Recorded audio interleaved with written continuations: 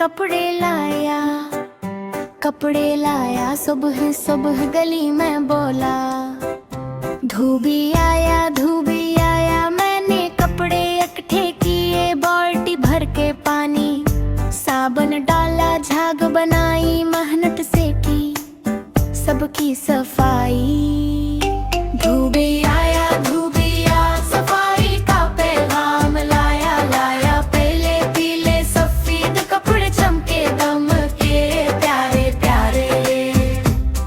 रस्सी पर फिर कपड़े सूखे, हवा चली, कपड़े झोंके, धूप निकली, मुस्काई, सफाई की खुशबू आई। धोबी आया, सफाई का पैगाम लाया, लाया नीले पीले सफेद कपड़े, चमके दमके प्यारे प्यारे।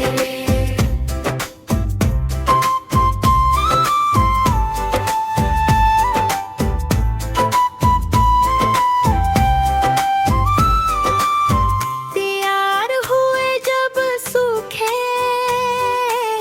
धोबी ने फिर मोड़े भी किए, घर घर जाकर सबसे बोला, कपड़े ले लो।